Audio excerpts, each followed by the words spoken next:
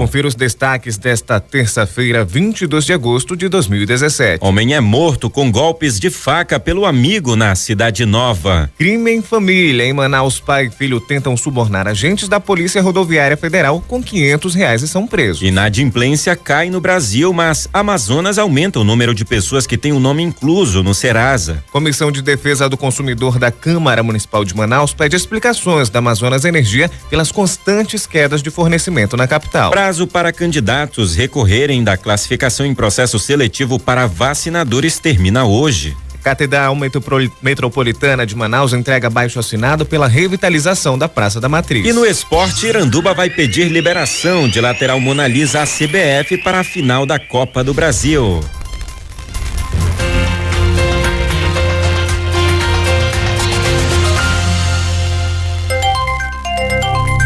Em Manaus, a previsão para esta terça-feira é de tempo encoberto a nublado com pancadas de chuvas isoladas. A intensidade do vento vai variar entre fraca e moderada e a temperatura vai ter mínima de 26 e a máxima de 36 graus. As informações são do IMET, o Instituto Nacional de Meteorologia.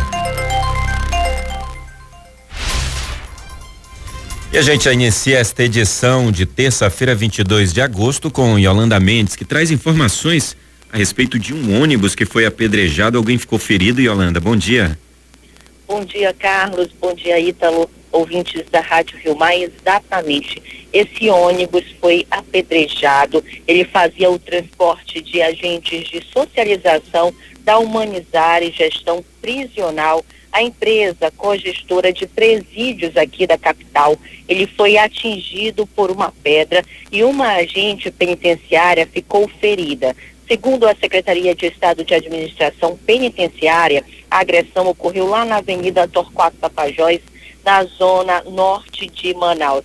A agente ficou ferida, foi encaminhada para o pronto-socorro Delfina Aziz, também na zona norte, e ontem ela foi transferida para um outro hospital aqui da capital para um procedimento cirúrgico nos lábios, que foram atingidos pelo impacto da pedra. Inclusive, nós temos fotos que mostram como ficou os lábios dessa agente penitenciária, já que essa pedra acabou sendo jogada contra o ônibus, quebrou o vidro e também acabou pegando nos lábios dessa moça. O órgão, a SEAP, disse por meio de nota que os autores da ação violenta ainda não foram identificados. Segundo a SEAP, ela não pode afirmar que o fato ocorrido tenha relação com os agentes penitenciários, nem que a motivação tenha sido por conta do exercício da profissão dos colaboradores, já que esses ônibus que eles costumam usar, eles não possuem nenhum tipo de identificação que é do sistema prisional. A SEAP também disse que o incidente ocorreu fora do ramal que dá acesso às unidades prisionais e a Secretaria considera prematuro cogitar que os tenham relação com familiares de presos ou detentos. Foi feito um boletim de ocorrência sobre o caso, mas agora a polícia deve investigar, pedir imagens de câmeras de segurança para verificar quem são os autores dessa tentativa aí. De repente poderia até mesmo ter matado uma pessoa que estava dentro desse ônibus, já que não foram apenas uma pedra, mas algumas pedras que foram jogadas enquanto esse ônibus da Humanizare estava passando. Então é algo que precisa realmente ser investigado para chegar até os autores. Carlos e Ítalo. Isso, então tem aí duas versões, né? Pode ter duas cogitações, ou um vandalismo, ou como a Yolanda mesmo também levantou esse questionamento, alguém pode realmente querer ter atingido gravemente alguém, mas aí a gente não pode dizer que graças a Deus tudo deu certo, né? Ninguém, porque uma pessoa saiu ferida, mas, né, por menores, essa pessoa acabou apenas com o lábio cortado. Eu vi as fotos e essa pessoa apenas teve o lábio ferido. Que bom que não atingiu de uma forma pior, né, essa pessoa. E uma semana após ter sido transferido para o Hospital Sírio-Libanês em São Paulo, o deputado federal Sabino Castelo Branco, de 52 anos, continua internado. A família optou por manter silêncio sobre o estado de saúde do parlamentar. De acordo com a assessoria de Sabino, hoje a família deve disponibilizar uma nota oficial. O deputado federal Sabino Castelo Branco foi internado às pressas no dia 13 deste mês, após sofrer supostamente um AVC hemorrágico. E dando continuidade à programação ao Dia Nacional de Luta da População em Situação de Rua, celebrado no último sábado, a SEMASD, Secretaria Municipal da Mulher, Assistência Social e Direitos Humanos, realizou nesta segunda-feira diversas atividades multidisciplinares para usuários atendidos pelo Centro de Referência Especializado para Pessoa em Situação de Rua, aqui no centro da cidade. Ao longo dos corredores da instituição tinham desenhos de pontos turísticos da cidade feitos pelos próprios usuários, além da representação da moradia das pessoas em situação de rua. O intuito foi mostrar como eles ocupam esses espaços chamados de acampamentos. O gerente do Centro de Referência, Rosinaldo Silva, destacou a importância do evento. É de suma importância, né? Tanto para os usuários quanto para toda a sociedade, né? Entender que existe essa população que muitas das vezes é invisível perante os olhos da sociedade e esclarecer também dos seus direitos que eles têm, né? E esse momento é um despertar para eles também, né? Dos riscos que eles correm na rua, da violência que é praticada contra eles, tá? Então é uma forma de esclarecer para a sociedade que existe essa população que precisa de muito apoio. Para a chefe de divisão de média complexidade da SEMASD, Ana Lúcia Mitoso, esse tipo de atividade é necessária para ouvir as pessoas em situação de rua. Nesse momento, cada um coloca aquilo que vem angustiando e muitas vezes aquela pessoa que não consegue verbalizar, na fala de um, ela consegue ser contemplada. E esse momento que nós estamos vivenciando aqui no Centro Pop, por conta do Dia Nacional da Luta para Pessoas em Situação de Rua, ficou evidente a necessidade dessas pessoas em ser ouvidas. Então, o nosso papel aqui, enquanto servidores do Centro Pop, enquanto um equipamento da assistência social, é justamente isso, é empoderá-los para que eles saibam que eles têm esse direito e que a gente possa estar formando um grupo de pessoas que possam estar representando eles juntos aos nossos equipamentos, juntos à prefeitura. No dia 16, a Caixa Econômica Federal esteve no prédio que irá funcionar o Centro de Referência para Pessoas em Situação de Rua, no bairro Petrópolis, na zona sul de Manaus. Atualmente, o espaço é utilizado e alugado. A maternidade Moura Tapajós foi selecionada para desenvolver o projeto Apsion, que significa aprimoramento e inovação no cuidado e ensino em obstetrícia e neonatologia do Ministério da Saúde. A ação vai ter a Universidade Federal de Minas Gerais como instituição que vai executar todo esse projeto. Aqui na cidade também foram selecionadas as maternidades estaduais Ana Braga, Balbina Mestrinho e o Instituto da Mulher Dona Lindu. O projeto propõe a classificação da atenção obstétrica e neonatal em hospitais de ensino universitários ou que atuem como unidade auxiliar de ensino na rede cegonha. O Apsion tem entre suas diretrizes a garantia de privacidade, conforto e acesso às boas práticas de cuidado ao parto e nascimento. A diretora da maternidade Moura Tapajós, a enfermeira Angélica Marróquio, explicou que o Apsion pretende fortalecer o ensino e mudar a concepção do parto na academia. É um compromisso de aprimorar a prática do cuidado com as mulheres e os recém-nascidos, né? É uma prática baseada nos direitos das mulheres e dos bebês e nas melhores evidências científicas disponíveis. É um projeto que visa também a discussão do parto e do nascimento na academia, no processo de formação dos profissionais de saúde, com vista a realmente a gente mudar a concepção do parto e nascimento na academia. Ou seja, na forma como a gente discute isso na graduação e na forma como a gente encontra de realmente formar os profissionais do nível superior, né, os profissionais de saúde, para que a gente consiga efetivar o parto humanizado na rotina dos serviços de saúde. Com o parto humanizado, haverá a participação direta do enfermeiro obstetra. O projeto Apsion será desenvolvido até o mês de agosto de 2020. Tem agora atenção usuários de ônibus. O Serviço de Atendimento Comunitário da Superintendência Municipal de Transportes Urbanos SMTU agora vai receber denúncias, sugestões, reclamações ou pedidos de informações via WhatsApp por meio do número 98802-3504, 98802-3504. Esse novo canal de atendimento tende a facilitar o acesso da população com o órgão, que agora vai poder receber vídeos ou fotos reforçando denúncias sobre diversos serviços de transportes feitos aqui na capital pela SMTU. O aparelho com o aplicativo estará ativo nos dias úteis entre 8 e 5 horas da tarde, mas poderá receber as denúncias ou sugestões em qualquer horário. Para fazer denúncias sobre o sistema de transporte é importante informações como horário, data e local da ocorrência, a linha, número de ordem do ônibus ou placa do veículo. Além do WhatsApp, a SMTU mantém outros canais de comunicação para receber reclamações e sugestões. Anote aí, é o saque SMTU pelos números 118, então, 3653-4229 e 4389, 3653-4289 e 3654-7152, 3654-7152. Ou também pelo e-mail saquesmtu@pmm.am.gov.br, ou também pelo Facebook SMTU Manaus e também pelo Instagram @SMTU Manaus. 5h42. A Administração Superior da Universidade Federal do Amazonas, a UFAM, se reuniu ontem com membros da Administração Superior da UEA.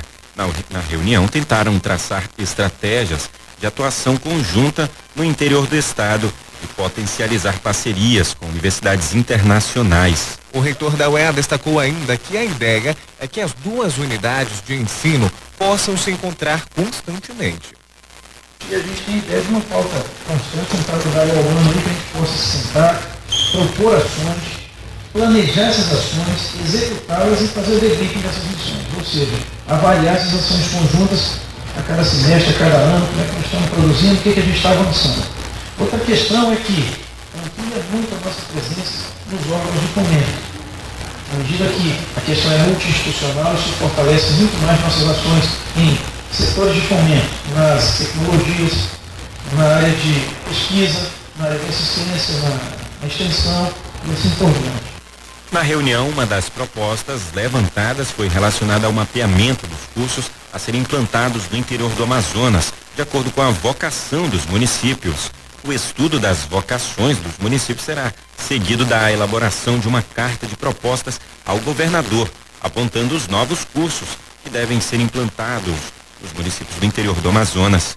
A estruturação de mestrados e doutorados transnacionais em parceria com as universidades da Colômbia e do Peru foi outro assunto estratégico abordado durante a reunião. Outra iniciativa também será as universidades parceiras buscarem juntas emendas de bancadas no valor de R$100 milhões para projetos definidos. De acordo com o reitor da UFAM, Silvio Puga, a proposta é que as ações de ensino, pesquisa e extensão possam atingir tanto o estado como parcerias no exterior. Nós estamos trabalhando juntos para que o nosso estado, a educação superior pública do Amazonas, seja cada vez mais elevada a partir das ações de ensino, de pesquisa, de extensão que nossas universidades desenvolvem, seja na capital, seja no interior e aonde mais se faz necessário, porque nós temos ações internacionais também, quando nossos alunos se encontram em missões junto com nossos professores de intercâmbio. Então nós não atuamos somente no estado do Amazonas, nós atuamos além das nossas fronteiras, onde as equipes, tanto de professores e alunos, participam dessas ações. Em 45 dias, as pró-reitorias de planejamento da UFAM e da UEA devem apresentar os projetos comuns para serem trabalhados em parceria, sempre priorizando as demandas amazônicas. Jornal Primeira Hora. A credibilidade está no ar. 5h44, enquanto no Brasil, depois de 7 meses, houve a primeira queda na inadimplência. No Amazonas, em junho, o número de inadimplentes cresceu em relação a maio, passando de 53,4% para 53,8%. Hoje, 1.300.000 pessoas, mais da metade da população adulta do estado, tem dívidas ainda por quitar. Em junho deste ano, o número de consumidores devedores chegou a 60.600.000. Em maio eram 61 milhões. Portanto, uma diminuição de 0,7%, conforme o indicador do Serasa Experian da inadimplência do consumidor. Economistas do Serasa justificam que a melhora do país tem relação com a queda da inflação, redução das taxas de juros, o uso do FGTS na economia e a reação do mercado formal de trabalho. Em relação ao estado do Amazonas, o economista Rogério Silva explica que o principal fator para a não redução da negatividade é a falta de emprego. Isso faz com que o devedor não tenha como negociar dívidas a longo prazo. A saída da inadimplência, na maior parte das vezes, é de contratos de longo prazo. Coisa, por exemplo, que o FGTS não consegue pagar. Ele paga, dá um adiantamento. Se ele não tem emprego, ele não vai fazer um acordo com o banco para reduzir, por exemplo, o seu contrato, ou então adiantar algumas parcelas, porque são prazos curtos demais. O emprego formal, mesmo com salário baixo, as pessoas estão procurando o salário mínimo mesmo, mas não existe um fôlego no mercado em relação ao emprego formal. São 284.000 pessoas desempregadas em todo o estado do Amazonas. O número é 12,5% menor do que nos 3 primeiros meses desse ano.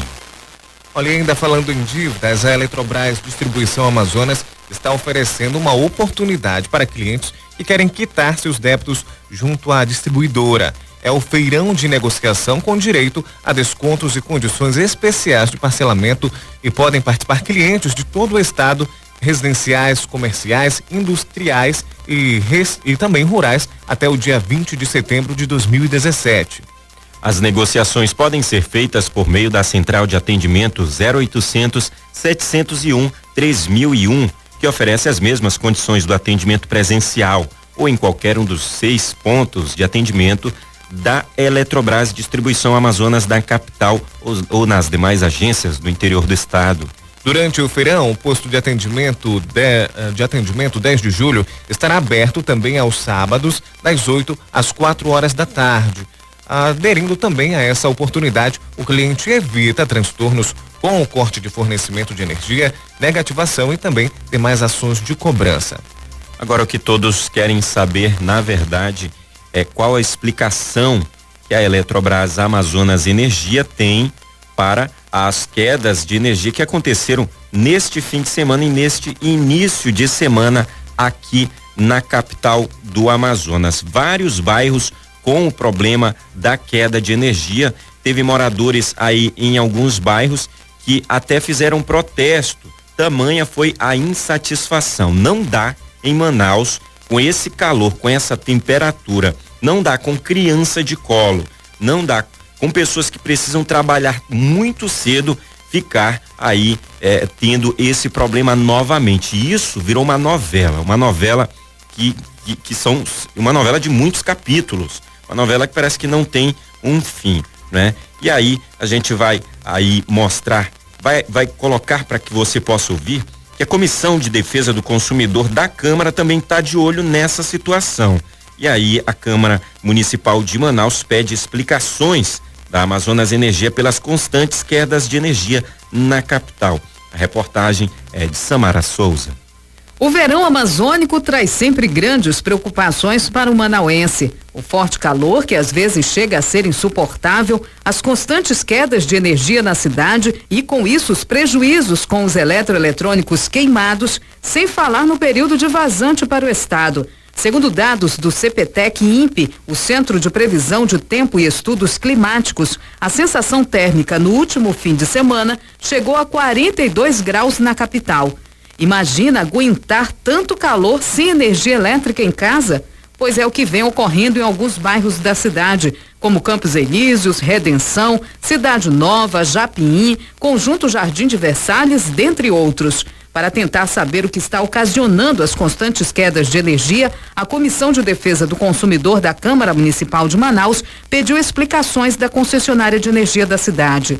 De acordo com o presidente da comissão, o vereador Álvaro Campelo, do Partido Progressista, um documento já foi enviado à Eletrobras Distribuição Amazonas e a empresa terá um prazo de 1 semana para esclarecer o que está acontecendo e quais as medidas de solução para o problema. O que me deixa realmente preocupado é que a empresa, por mais que isso aconteça, por mais que se saiba que a época de verão isso fatalmente acontece devido à sobrecarga do consumo, a empresa não toma as providências para que isso não se repita. É muito triste o estado em que se encontra a empresa Amazonas Energia nesse momento e saber quais as providências que serão tomadas pela empresa, tanto para corrigir esse problema, quanto para ressarcir o consumidor quanto aos danos causados. O vereador orienta a população que procure os órgãos de defesa do consumidor da capital para registrar as ocorrências e os prejuízos causados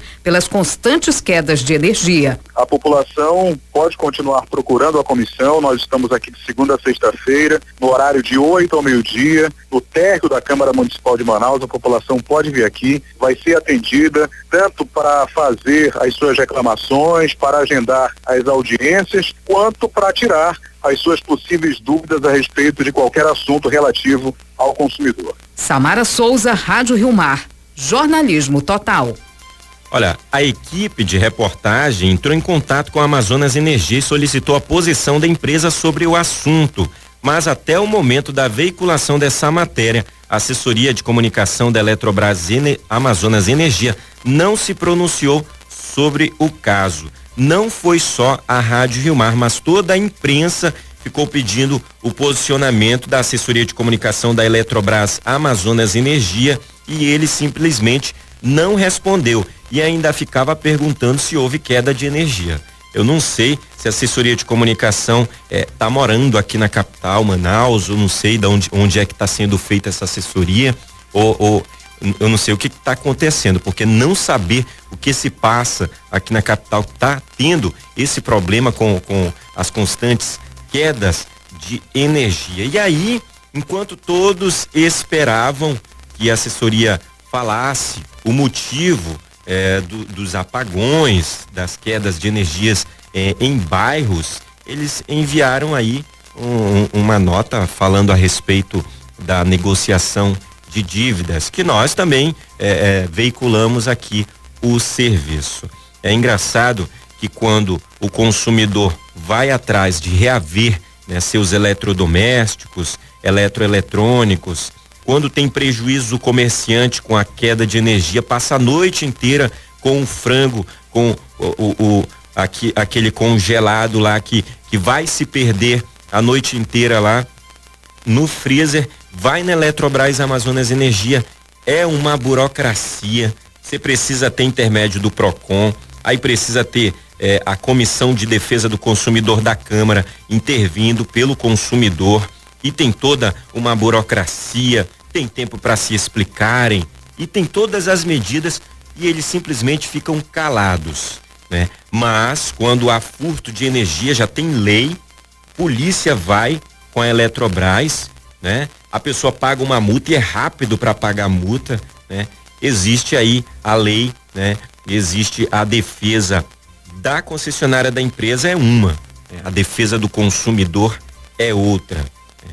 E essas coisas a gente fica esperando que mude e passa o tempo e não muda, né? Fica aí esse questionamento. A gente espera que mude, né, Carlos?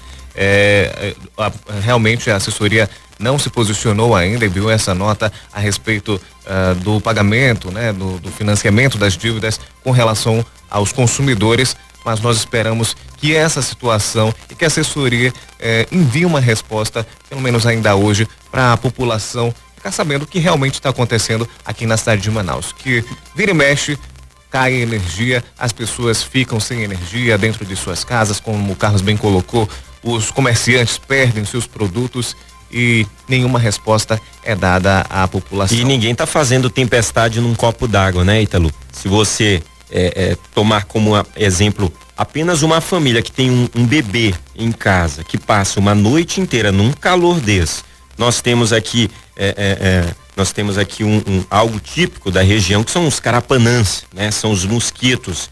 Então experimenta uma criança dessa passar a noite no calor e ainda com os mosquitos lá, tentando dormir. Ou uma criança de 10 anos que precisa ir para outro dia estudar, né? Isso é desumano. É sobre isso que nós estamos falando. Não queremos que as famílias e que o trabalhador passe por isso. Portanto, é preciso ficar mais atento ao serviço, à Eletrobras Amazonas Energia. Realmente é complicado. E prazo para candidatos recorrerem da classificação em processo seletivo para vacinadores termina hoje. As informações com Bruno Elander.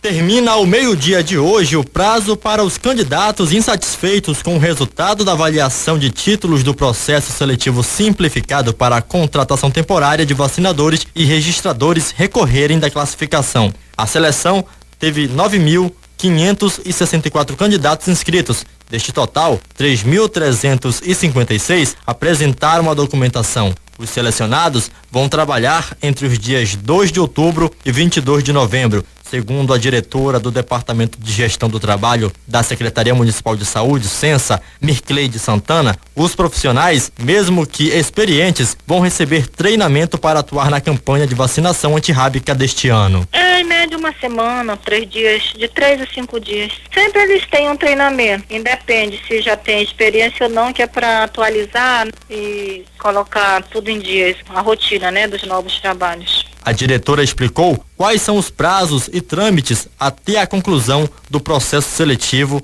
e a contratação dos profissionais para os 52 dias de trabalho. E aí vai ser avaliado. Quem está reclamando, a gente vai fazer as avaliações para verificar se houve realmente alguma inconsistência na avaliação dos títulos. Após isso, será publicado o resultado do recurso e o resultado final do processo seletivo. A gente reúne 23 e 24 e provavelmente a publicação e divulgação do resultado final e da homologação será no dia 25. A jornada de trabalho será de 44 horas semanais e a remuneração é de R$ 937. Os selecionados terão direito a auxílio transporte, auxílio alimentação e parcela indenizatória de insalubridade com risco moderado de 5%, decorrente de agente agressivo biológico. Além da vacinação, os profissionais vão cadastrar os cães e gatos de Manaus. Bruno Elander, Rádio Rio Mar, jornalismo total. A partir de hoje, 5 dias antes do segundo turno da eleição suplementar, os eleitores não podem ser presos ou detidos, a não ser em flagrante delito, em razão de sentença criminal condenatória por crime inafiançável ou por desrespeito a salvo-conduto.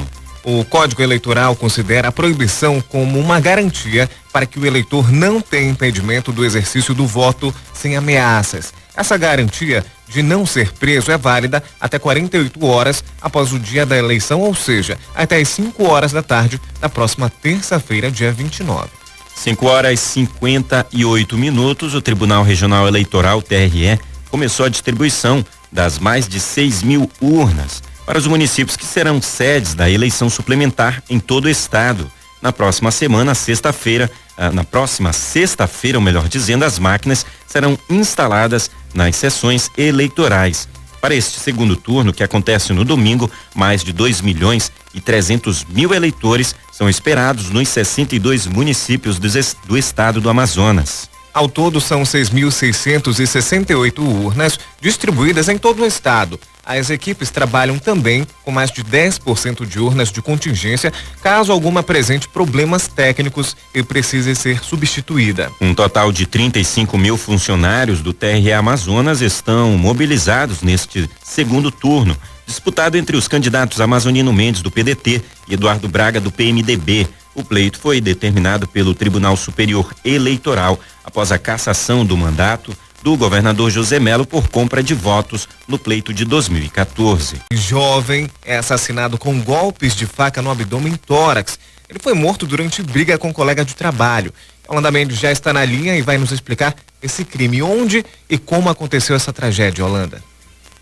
Ítalo, exatamente. Essa tragédia aconteceu ontem à tarde na Cidade Nova. A população ficou realmente até revoltada com toda essa situação que aconteceu praticamente no meio da rua. A pessoa morta foi o Ari Anderson da Silva Pereira, de 29 anos. Ele foi assassinado a facadas ontem à tarde. Ele teria discutido aí com um colega, um amigo.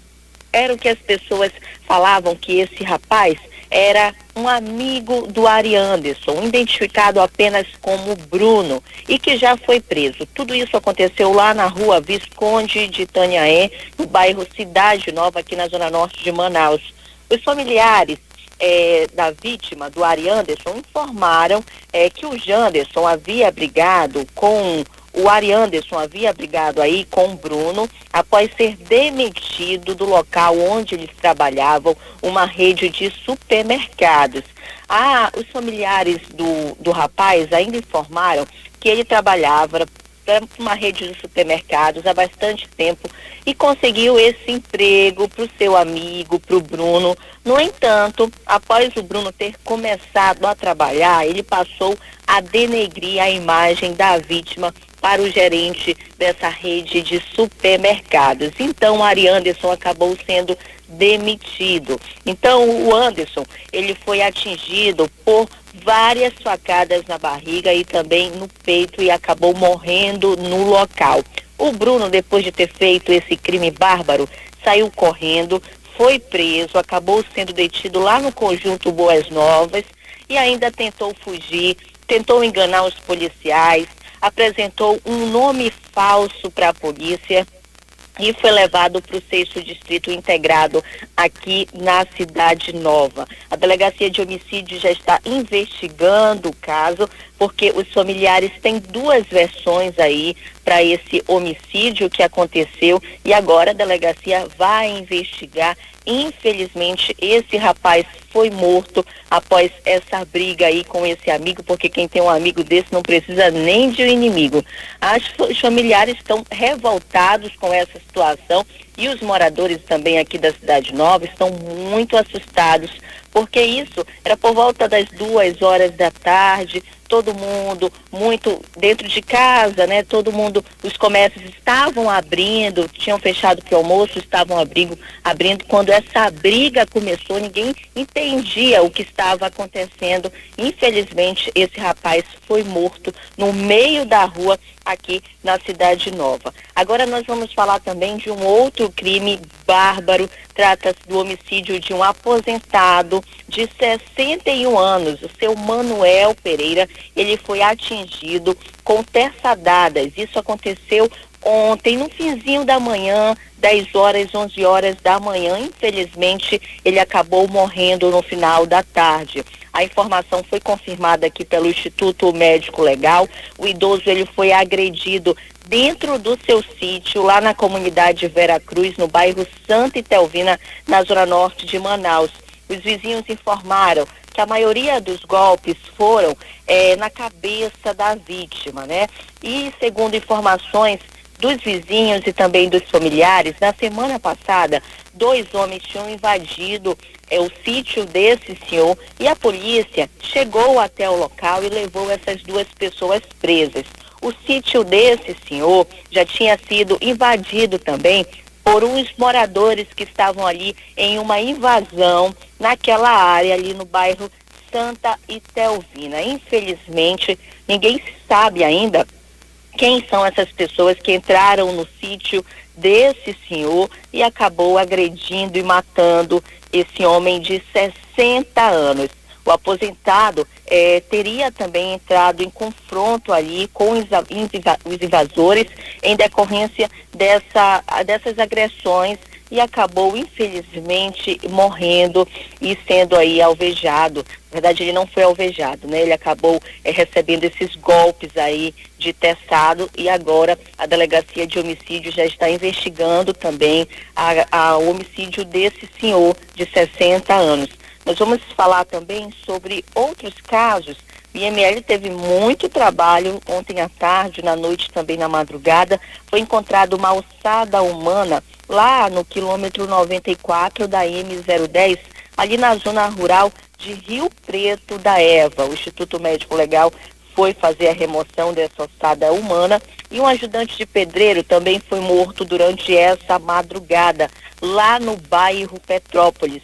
O Ronilson Cerdeira, de 39 anos, ele foi vítima aí de arma de fogo, inclusive falando sobre o bairro Petrópolis. Na semana passada nós estávamos lá e os moradores relataram pra gente os constantes assaltos, a insegurança que o bairro Petrópolis está passando há muito tempo. São vítimas de assaltos, são homicídios que acontecem todos os dias e eles esperam aí realmente que o policiamento seja reforçado, principalmente nesse horário pela manhã, quando a população está saindo para o trabalho, está indo pegar o ônibus, esperar o ônibus, e também na parte, no final da tarde, início da noite, que é quando os assaltantes agem e agem violentamente. Então nós esperamos aí que realmente a terceira SICOM possa reforçar esse policiamento lá na área do bairro Petrópolis.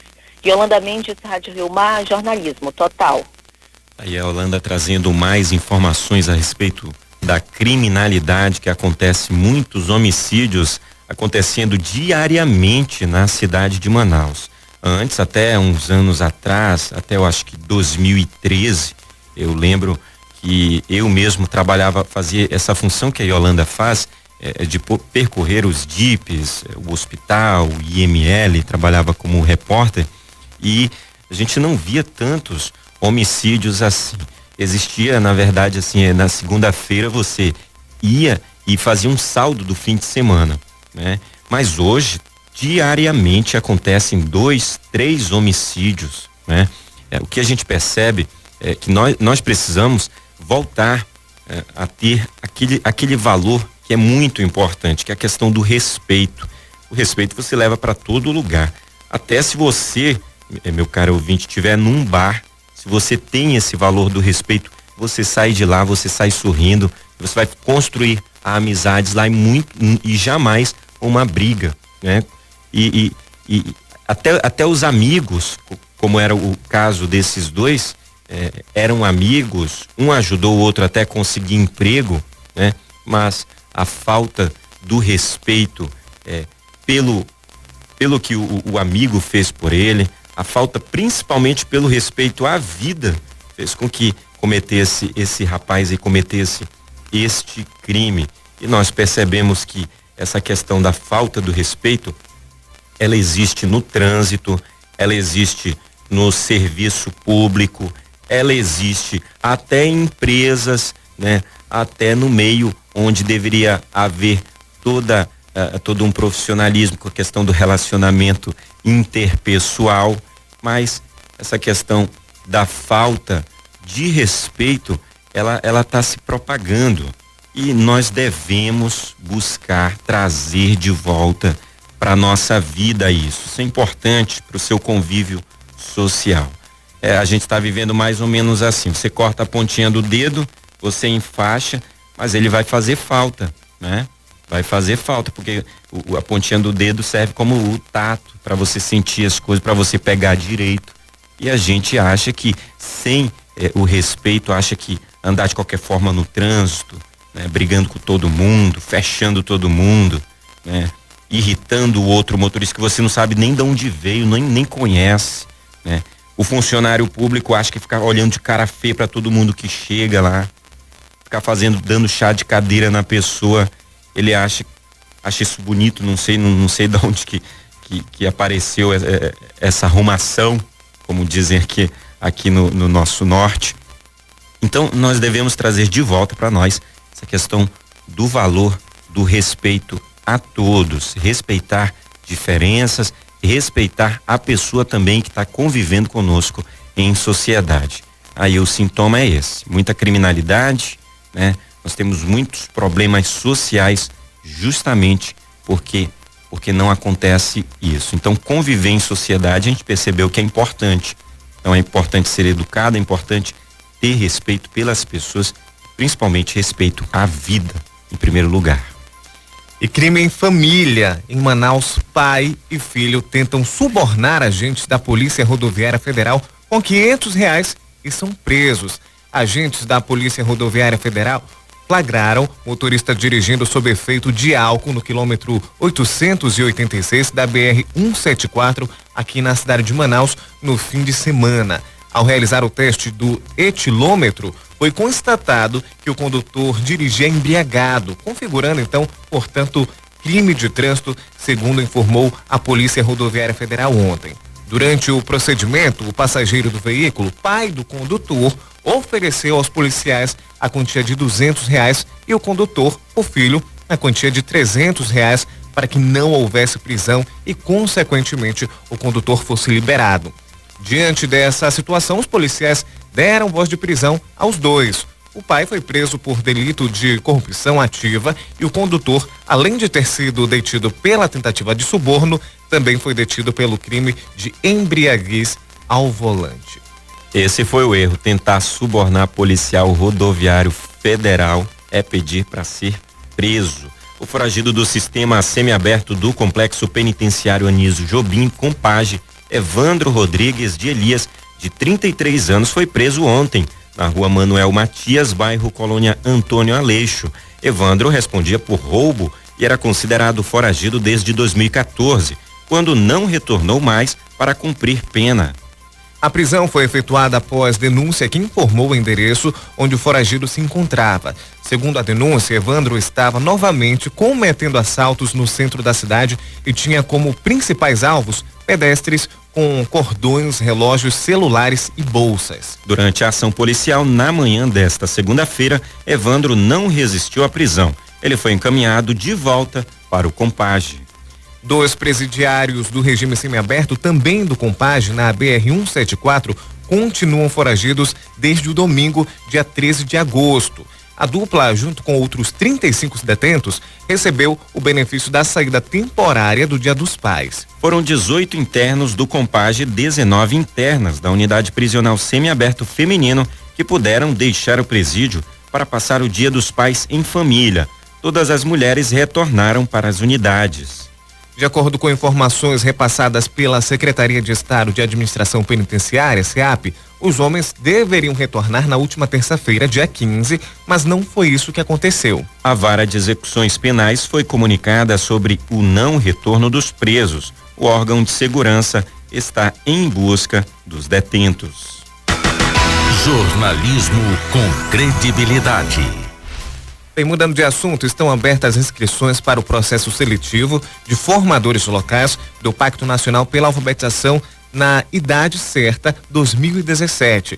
Estes profissionais vão atuar na formação de professores alfabetizadores da rede municipal de ensino. O processo é destinado aos professores ou pedagogos da CEMED, Secretaria Municipal de Educação. Ao total serão oferecidas 91 vagas, distribuídas em 3 segmentos: pré-escola, bloco pedagógico, que equivale do 1º a 3º ano do ensino fundamental, e programa Novo Mais Educação, da Rede Pública Municipal de Manaus.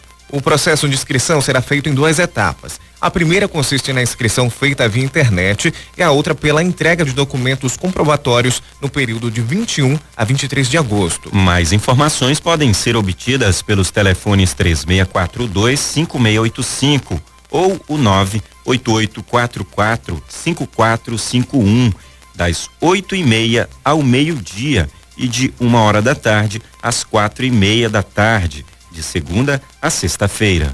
E o programa Bolsa Idiomas do município de Manaus registrou um total de 13.365 inscrições no segundo processo seletivo do ano. Nesta edição, a oferta é de 12.125 bolsas de estudo de 50 a 75 e 100% em 10 instituições de ensino de línguas estrangeiras da capital. A diretora-geral da escola, Estela Cirino, explica que o número de candidatos teve um aumento de 15% em relação ao primeiro processo seletivo em 2017, realizado entre fevereiro e março, que registrou 11.624 inscritos. Nós tivemos um acréscimo de 15% em relação à primeira edição de 2017. Vencida essa etapa das inscrições, nossa equipe está trabalhando nesse momento no cruzamento dos dados informados pelos candidatos, para ver se eles seguem os critérios estabelecidos no edital publicado em nosso portal. O programa Bolsa Idiomas é mais uma oportunidade que a ESP vem realizando para quem realmente precisa de um curso de língua estrangeira que não tenha condições de pagar. O programa Bolsa Idiomas é voltado para pessoas com 16 anos de idade ou mais que estejam cursando ou tenham concluído o ensino médio e possuam renda familiar de até um salário mínimo e meio.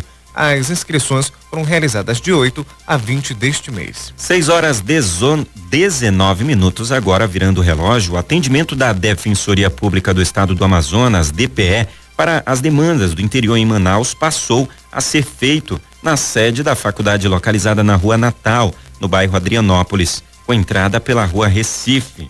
O grupo de trabalho itinerante do interior, que vinha atendendo na sede da Defensoria Pública na Rua Maceió, mudou de endereço para tentar ampliar o atendimento à população.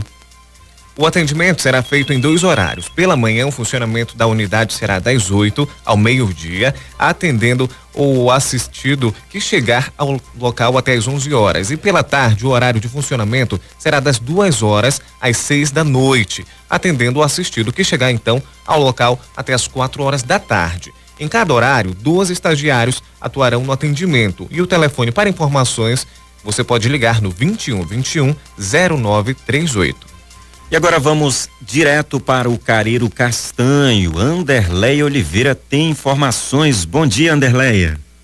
Bom dia aos ouvintes da Rio Mar FM. Hoje, no município do Careiro, acontece uma audiência pública, uma audiência que atende ao artigo 156 da Lei Orgânica Municipal, e o objetivo dessa audiência é a apresentação da prestação de contas do Poder Executivo, que acontecerá na Câmara, no auditório Tomé Ferreira Santiago. Então é uma oportunidade, né, da população fiscalizar, conferir as informações, essa prestação de contas referente ao primeiro semestre do ano de 2017, desse mandato do Poder Executivo aqui no município de Careiro. E o clima segue no município desde a chuva da madrugada desta segunda-feira, né?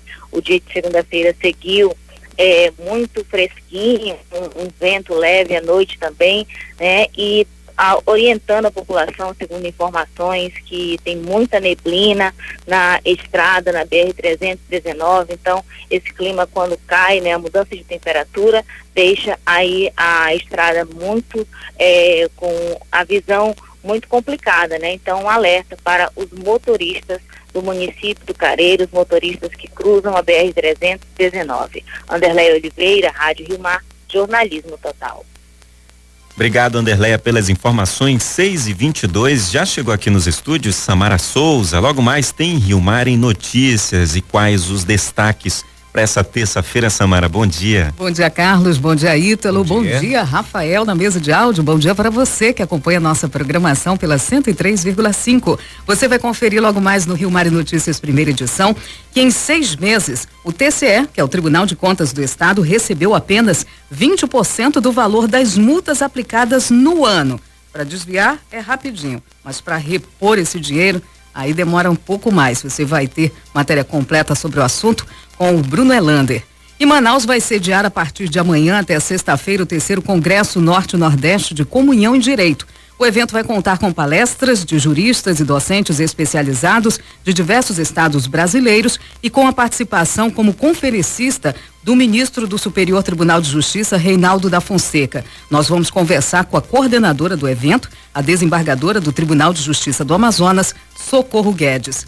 E às vésperas da Semana da Pátria, o governo do estado liberou mais de R$500 mil para a compra de instrumentos musicais de fanfarra. Matéria completa com Bruno Elander. Vamos saber também que em tempos de crise, segundo uma pesquisa, a população tem referência ou preferência por medicamentos genéricos na hora da compra. É isso aí, as pessoas procurando alternativa, procurando o mais barato, porque não dá para deixar de repente de tomar um remédio de hipertensão ou de outra doença, as pessoas procurando aí os medicamentos genéricos. E hoje é terça-feira e você vai conferir no quadro Direitos e Deveres tudo sobre os direitos do cliente quando o assunto é serviço bancário. Quem já não teve uma dor de cabeça com o seu banco, hein? Como cliente. A gente vai saber todos os dias. Quem nunca, é verdade.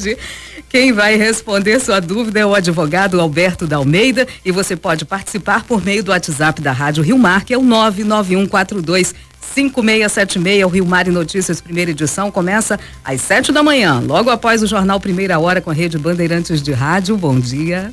Bom dia, Samara.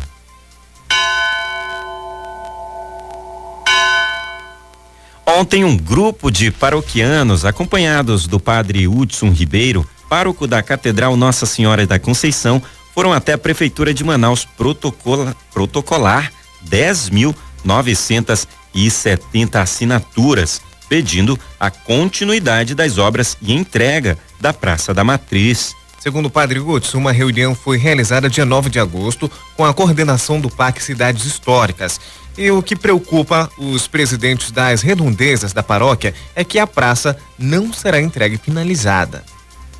Nós sabemos que a praça não será entregue totalmente. A parte do antigo aviário que antecedia, que antes era utilizado pela Catedral de Manaus como centro de pastoral e que foi solicitada pelo IFAM, pelo Patrimônio Histórico, nós sabemos agora que ela não foi licitada.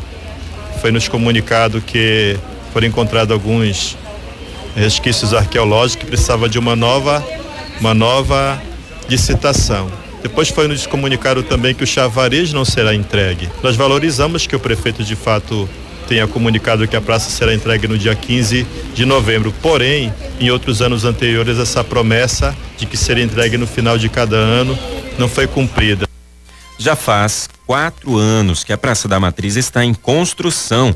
O ambiente tornou-se perigoso para fiéis e a população que passa por perto. De acordo com a Prefeitura de Manaus, a praça vai ser entregue dia 15 de novembro, como foi ressaltado pelo padre Hudson. E a Praça da Matriz fica na entrada da cidade, né? Para quem chega ali de barco, muitos turistas agora também frequentam já ali. Imaginou 4 anos e ainda ser entregue não finalizada, Carlos. É uma burocracia.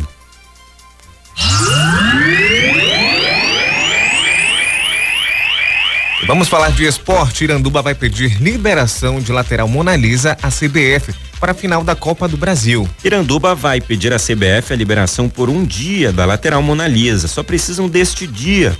Convocada para a 4ª fase de treinos da Seleção Brasileira Feminina Sub-20, a preparação visa o Campeonato Sul-Americano 2018, que é a etapa classificatória para a Copa do Mundo da categoria.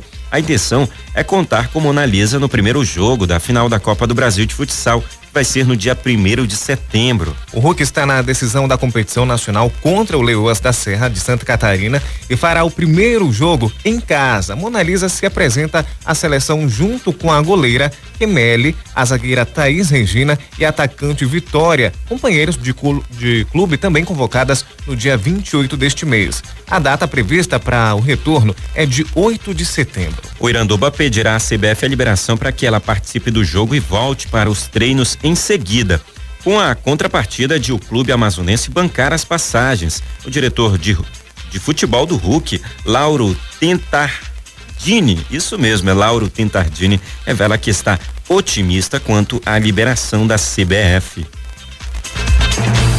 Jornal Primeira Hora. A credibilidade está no ar. Jornal